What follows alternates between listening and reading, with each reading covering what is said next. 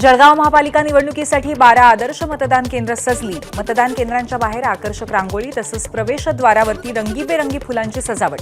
उद्या शहरातल्या 516 मतदान केंद्रावरती मतदान होणार। नाशिकमधल्या मालेगावच्या प्रभाग क्रमांक 9, 10 आणि 11 या मतदान केंद्रांवर सुविधांचा अभाव। केंद्रांवरती वीज पुरवठा, पाणी आणि महिलांसाठी टॉयलेटची व्यवस्था नाही। कर्मचारी नाराज।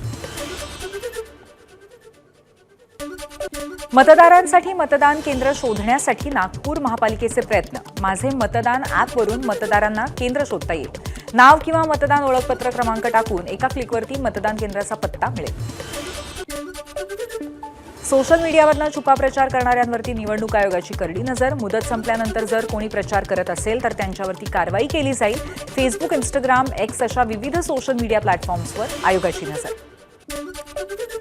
नवी मुंबईतल्या खारघरमधल्या सेक्टर 20 मध्ये पैशांनी भरलेल्या बॅगा सापडल्या, त्यामुळे खळबळ उडाली आहे। निवडणुकीमध्ये मतदारांना पैसे वाटण्यासाठी पैसे ठेवल्याचा पोलिसांना संशय आहे। अज्ञातांच्या विरोधामध्ये खारघर पोलीस ठाण्यामध्ये गुन्हा दाखल। धुळ्यात शिंदेंच्या शिवसेनेचे जिल्हाप्रमुख मनोज मोरे यांच्या घरावर दगडफेक। भाजप उमेदवार विलास शिंदेंसह कार्यकर्त्यांनी दगडफेक केल्याचा मनोज मोरेंचा आरोप। या प्रकरणी देवपूर पोलीस ठाण्यामध्ये गुन्हा दाखल। रत्नागिरीच्या चिपळूणमध्ये शरद पवार यांच्या राष्ट्रवादीला मोठा धक्का। नगरपंचायत निवडणुकीमध्ये पराभव झाल्यामुळे माजी आमदार रमेश कदम यांचा राजीनामा। पक्षात किंमत नसल्याची कदम यांनी व्यक्त केली खंत।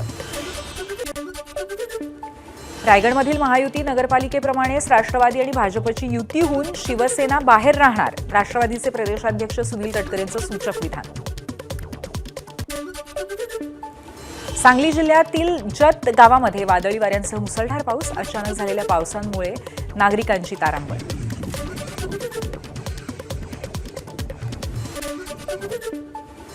भारत विरुद्ध न्यूझीलंड दुसऱ्या वनडे सामन्यामध्ये के.एल. राहुलचं संघाचा डाव सावरत दणदणीत शतक। 92 चेंडूंमध्ये 112 धावांची नाबाद खेळी। राजकोटच्या मैदानावरती वनडेमध्ये शतक झळकावणारा के.एल. राहुल पहिला भारतीय फलंदाज।